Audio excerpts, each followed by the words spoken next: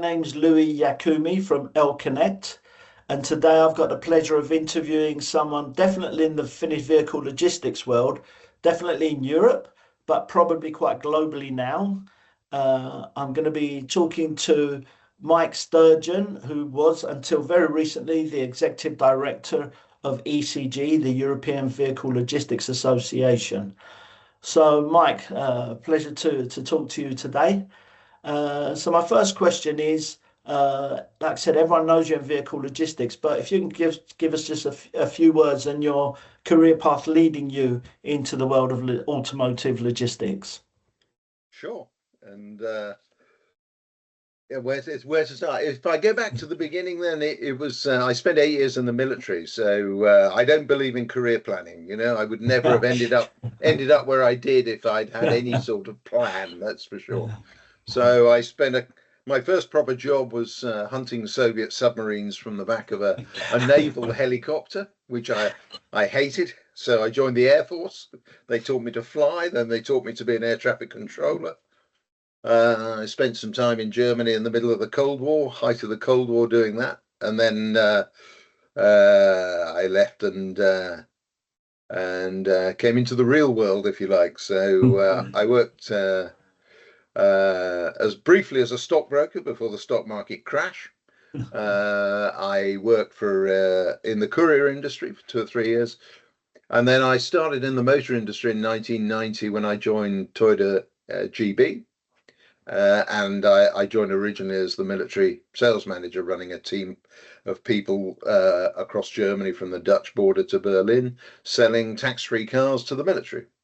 And so it'll be obvious, therefore, how I ended up in that role.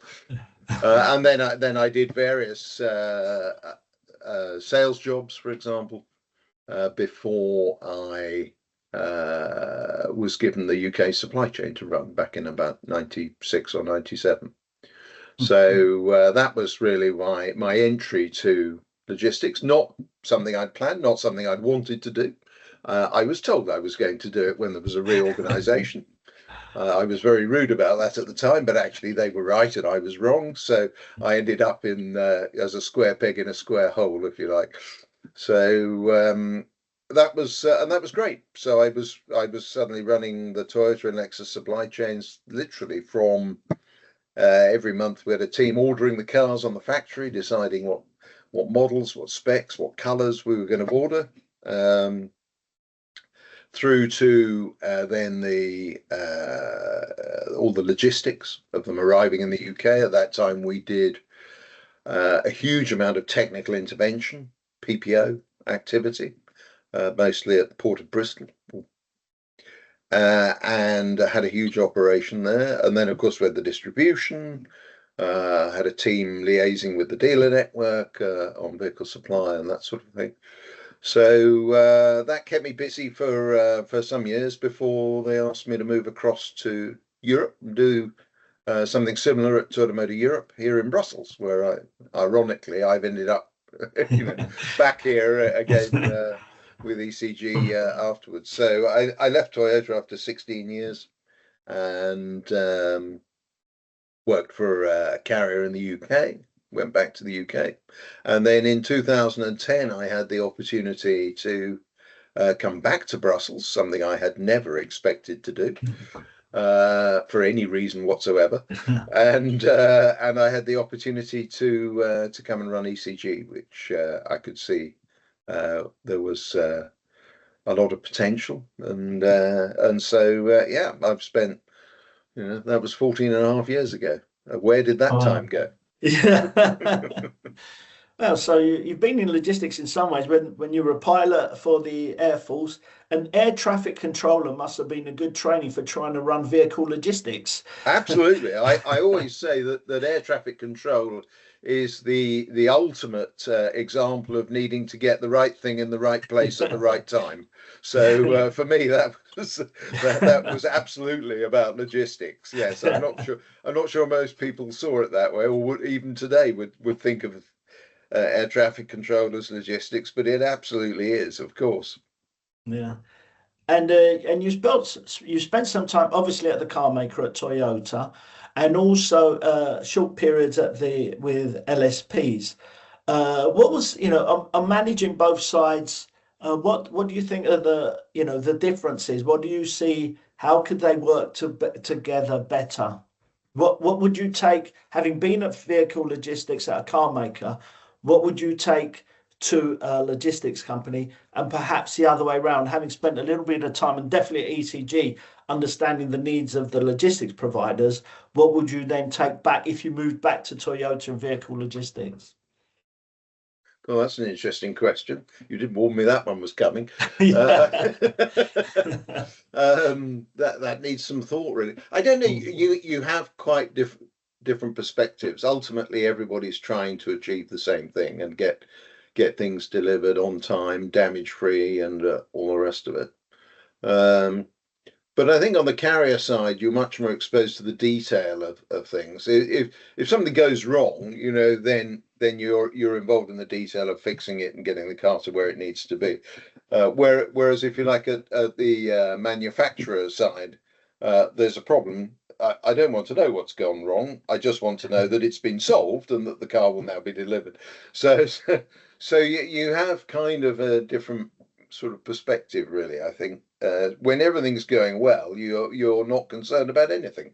It's if everything goes smoothly for the duration of an entire contract, you might need to have the odd review and say, great, keep doing what you're doing. If things go wrong, that's when you start getting involved, and that whether you're a carrier or an OEM, that's what then it's the exceptions that take up your time, Yeah. not the things that go well.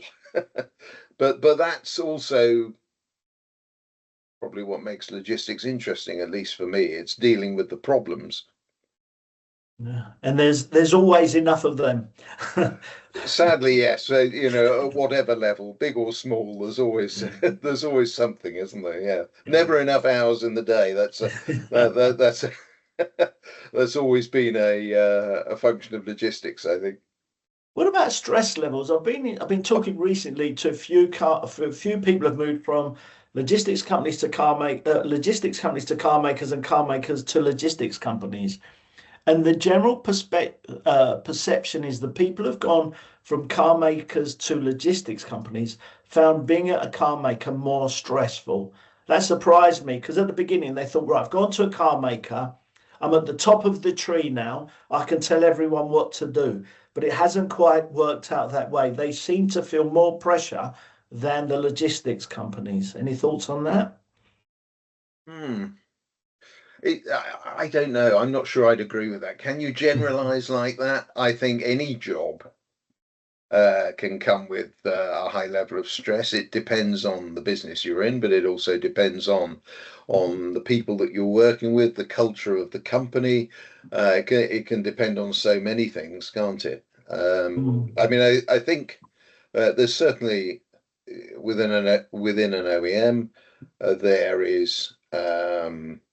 There can be a lot of stress. Again, it's about when things go wrong, isn't it? Because Yeah. uh, inside an OEM, nobody thinks twice about logistics when everything is going well. Uh, but if cars don't get delivered in time to be registered by the end of the month or whenever it is, everybody up to and including the board know in seconds. So, that's probably where the stress comes from, I suppose. So, but once again, it's all about problems and the issues they cause. So and if you're at a carrier and you know stress travels downwards, doesn't it? Yeah. So if you've got a problem, then the OEM puts pressure on the carrier, and you get the stress from that. So I'm not sure I would differentiate. I think you can have just as much stress wherever you're sitting. Yeah. And what is it about automotive logistics? I've been doing, being outside looking in, but the amount of times I've had people calling me and saying, right, I'm leaving automotive logistics, I'm joining another industry because automotive logistics is too stressful, it's just too much, it's too chaotic. And within about 6 months to a year, they're back on the phone saying, I miss automotive logistics. If you hear of any opportunities, let me know. There seems to be something about it. We use the phrase, I think, from Godfather 2, when he said, I thought I was out, but they pulled me back in. There's something about automotive logistics that just somehow gets into your blood. I'd certainly agree with that. I think maybe it's true of most industries. You stick with what you know, but I mean, I think vehicle logistics in particular. Once you're in, you tend to stay in the industry. It's somehow addictive. I'm not quite sure why. I mean, there's those that simply enjoy working with cars and the petrol heads. There are Yeah. others that like the logistics side or whatever. So yeah, I don't know really. But I think we all know people who've left and then want to come back to the industry, so that's not a surprise. But I think yeah, it's certainly not occurred to me to leave the industry since I joined it. That's for sure. Mhm. Yeah. And you covered the stress level there a little bit. We talked about the board level involvement, but I think traditionally for someone who's looking at both sets of the industry, you think there's more pressure on inbound logistics because of the cost of shutting down the plant. Oh, But absolutely. yeah, Yeah. but on the other side, when there has been vehicle logistics issues the last couple of years for capacity and post COVID stuff. Yeah. People have worked in vehicle logistics said you thought inbound logistics was stressful. You get like you said, it seems to reach the board level more quickly, and that if there's no cars, then you got the regional directors, you got the board all coming down saying, "Where's my cars? I don't want to lose market share or whatever it is." I think inbound is. I mean, obviously, it's very different, isn't it? I mean, Mm. I know something about it, even though I've not directly worked in Yeah. inbound. But I mean, you're right. Stopping the line is the Mm. ultimate no-no, and that gets everybody's attention instantly, of course. So, but on the other hand, inbound is, if a truck breaks down, you can always find another truck, can't you? Mm. If a car transporter breaks down, there's not so many of those around. Yeah. It's a closed sector, isn't it? So, Yes.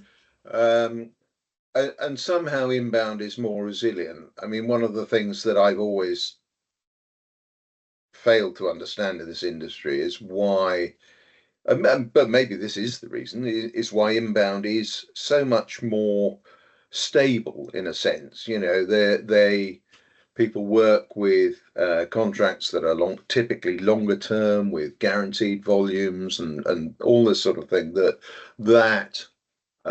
gives confidence and encourages stability. Whereas, Mm. we all know OEMs that would tender a piece of business every year and change to carrier just to save a few cents.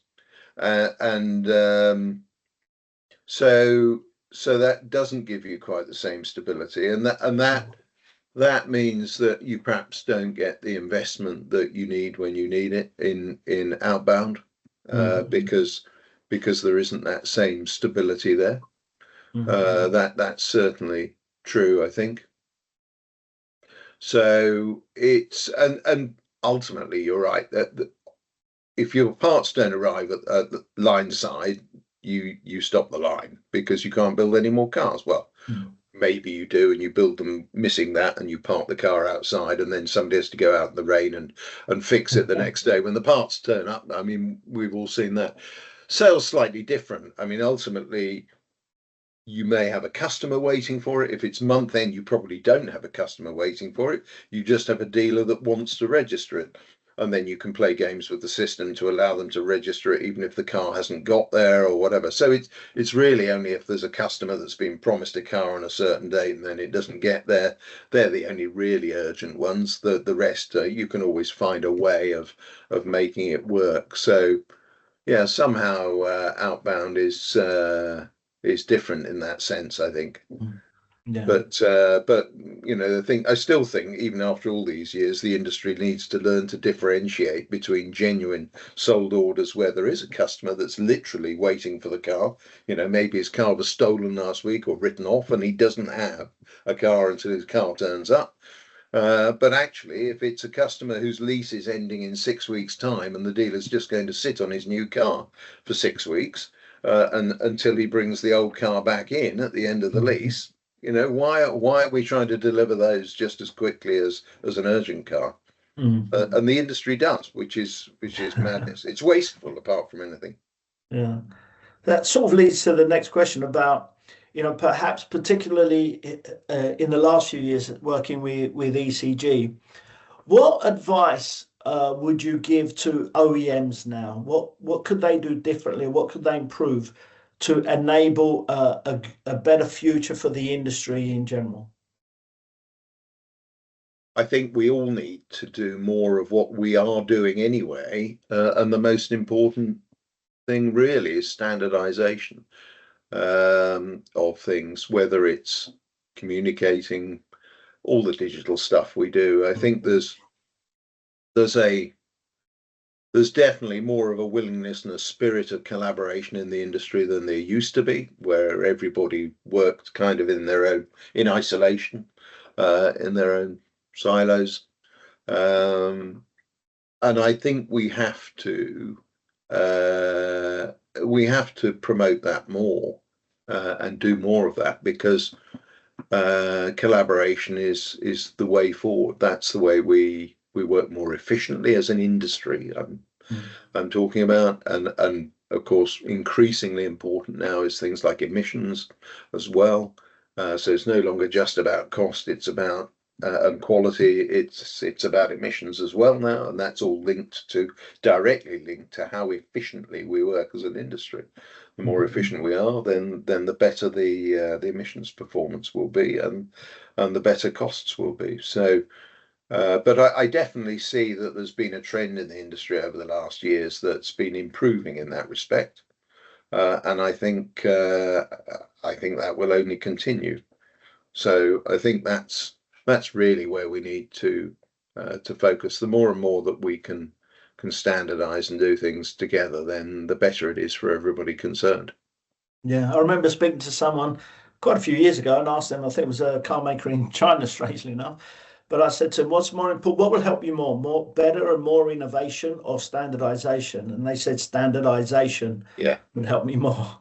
Yeah, absolutely. I mean, we went to China earlier this year, as you know, since you were somehow master of ceremonies or something. But and the main purposes of that, as you undoubtedly understood from the presentation I gave, was about promoting all the things that we do, that we've created, the standardization tools that ECG has, because with new OEMs coming to Europe to work here, we want them to take those things and use them. I mean, it costs them nothing to do that, but I don't think any of us want to see people coming in and working in a completely different way, because that doesn't help. I mean, a really good example of that would be the work we're doing in conjunction with the VDA and with some other OEMs on the emissions reporting.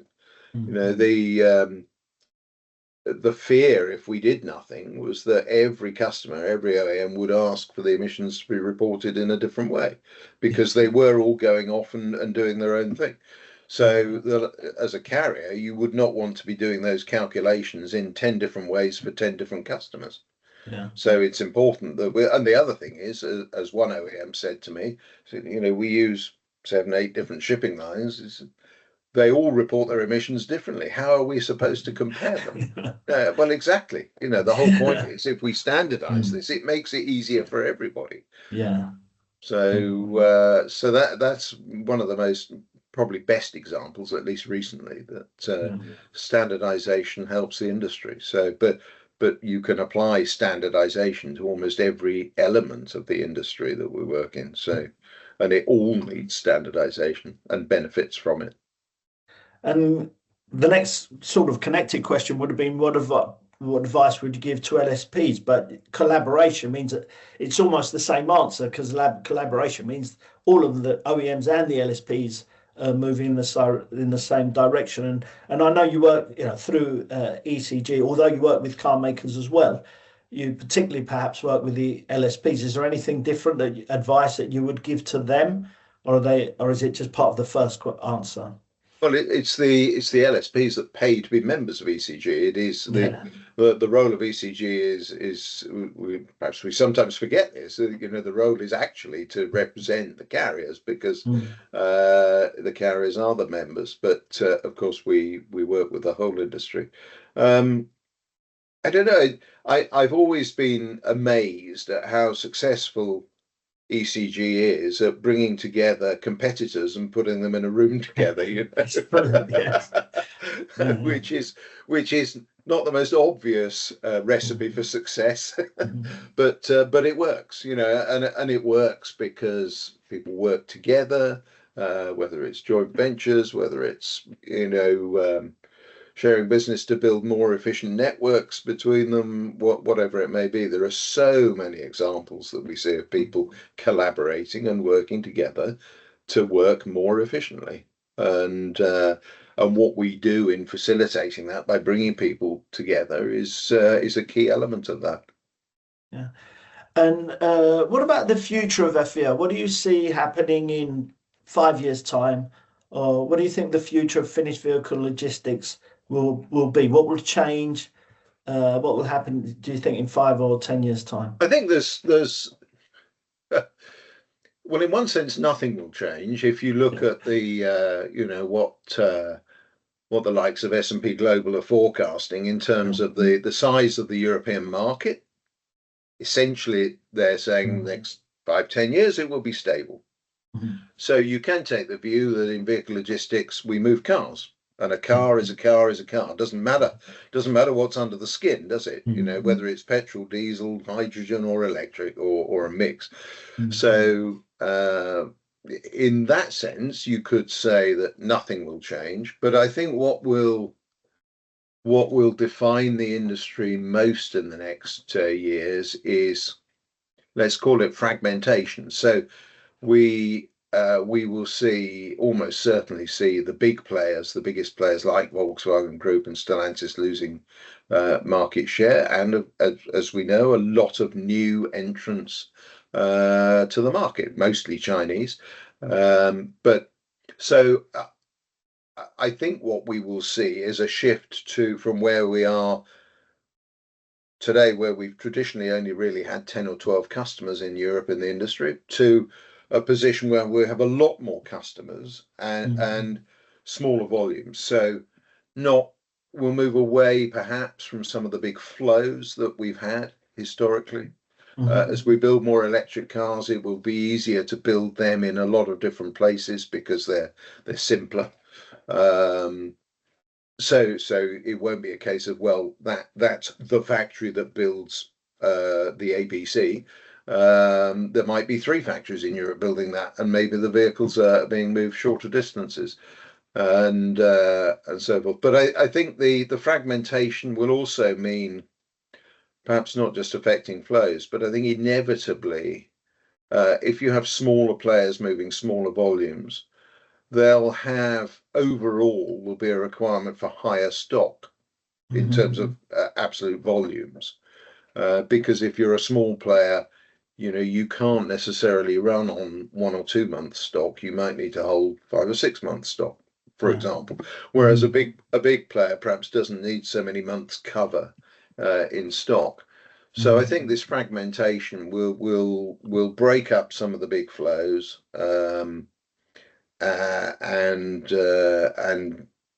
lead to a requirement for more storage. I'm a little bit careful about how I say that because, of course, in the last 2 or 3 years, you know, we came out of COVID and the microchip crises Mhm. um, into a world where all of the OEMs were running with very low stock, making Mhm. high margins, and even the volume players were delivering pretty much everything straight through to customer, and everybody was saying, "Fantastic! This is the new way it's going to work in future." And of course, we see, you know, just 2 years later, everybody's back on the drug with Mm. using stock pressure to force things and stocks. Well, we've perhaps dropped a little bit now, but stocks in less than 2 years went from probably some of the lowest we've ever had to some of the highest we've ever had. So, as ever, the market has to cope with that. But I think the fragmentation of the market will lead to a longer term demand for higher levels of storage overall, just because that's, I think, the nature of the market, really. Yeah. One of the things that I particularly admire about ECG and has grown greatly under your leadership as well is ECG Academy. But what about vehicle logistics as a career? I mean, I've been asked by my son, everyone knows my son, and he asked me, should I go into vehicle logistics or inbound logistics? And my advice was inbound logistics because it gives you more potential industries that you can go into. And of That's course, true. because I'm Yeah. a good father, he ended up in vehicle logistics. But what advice would you give to people who are, because people are now looking at logistics as a career. A few years ago, people like yourself and others fell into automotive or fell into logistics. People are now looking at logistics as a career. Is vehicle logistics a good career to go into? um, well, I think the point you made at the start was the right one, which is that inbound has transferable skills. It's warehousing, whatever, that's something that's common across a great many industries. The trucks tend to be general haulage trucks, so it is potentially a gateway to a much bigger world. Whereas vehicle logistics is essentially closed, a closed market. We use assets that generally can't do anything else. They're purpose built to move cars. We have compounds designed to store cars that can't do anything else, and systems that are purpose built for our industry. Um, but then everybody knows everybody else as well, don't they? So it's kind of what comes back to what you were saying just now, that people don't leave vehicle logistics, and maybe that's part of the reason. I think it's different on the OEM side, because most OEMs, you probably tend not to go into vehicle logistics and stay in vehicle logistics. Most OEMs will move you between disciplines Mhm. and switch people around. So on the OEM side, probably people tend not to think of it so much as being a career in vehicle logistics. I think that's something that's more to do with the carrier side. But then I think, although it's a closed market, because it is so specialized, whether it's systems or assets or whatever, it's almost kind of inevitable that you end up then staying in that sort of bubble. Mhm. Um, and that's, we can all we would all of us lose count of the number of people that we know that have literally been in this industry virtually their whole Yeah. lives. We all know many of them. So there must be a reason for that, mustn't there? So I don't know. I don't know what I would advise people. Probably I would advise people like you did to go the inbound side, simply because it's a much bigger world, and therefore by definition many more opportunities. That's logical, but would I rather have worked in inbound than outbound? No. It's definitely the community in the outbound side. That's a very Yeah. good word, actually. Yeah, yeah. Yeah. It is a community. Yeah, Perhaps absolutely right. in inbound, you might be a small cog in a huge pool. Whereas in vehicle logistics, you're an important part of that sector because it's smaller in some ways than the amount of companies and so on. And like I said, it's a great community as well. Mm, yeah. And then the final question, and I don't necessarily want the answer to be collaboration or standardization, I should say. If you could have a wish from a finished vehicle logistics genie, what would you ask for that you think would make the biggest kind of impact on finished vehicle logistics? Uh, Difficult when you restrict me like that in terms of collaboration and standardization. What It's would just that you've I covered ask? those so well, so I just wanted to see. I think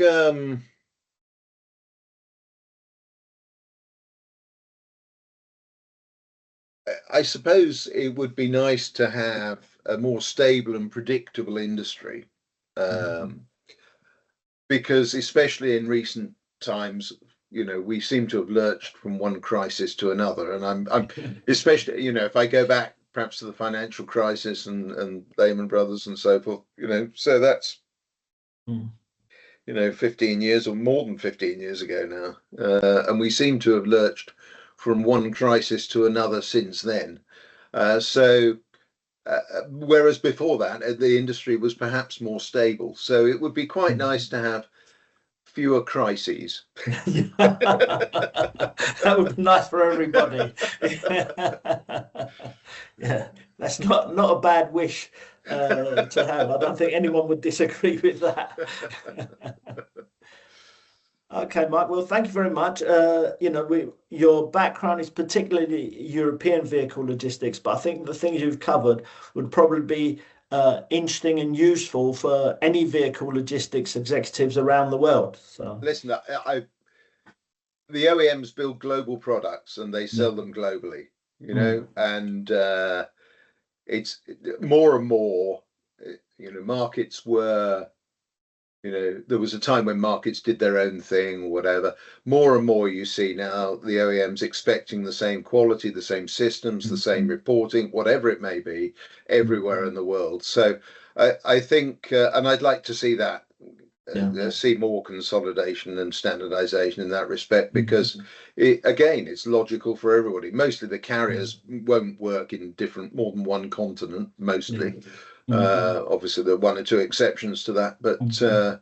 I think it's better for everybody if we're more and more aligned globally, and the products are not differentiated globally anymore. More and more, they'll be identical coming off the line, and you'll just select what you want digitally in the market where you receive the car. So it's Mhm. that should be possible. So I'd certainly like to see that. But I think we lead the way in Europe in many respects. We are probably there isn't really an equivalent of ECG elsewhere in the world, in terms of at least in terms of the focus on vehicle logistics. And we see ECG's documentation being downloaded all around the world. Yeah. you know, Whether it's a quality manual being downloaded by somebody in Australia, or, Mhm. or the manual for standard digital messages being downloaded in Brazil. Mhm. We can see at least by a country level who's looking at these things. So Yeah. so we know people are taking what we're doing and using it. So if we could encourage that, that would be great. And you recently retired from ECG, so I hope that doesn't mean we'll be losing your knowledge and contacts and experience completely from the industry.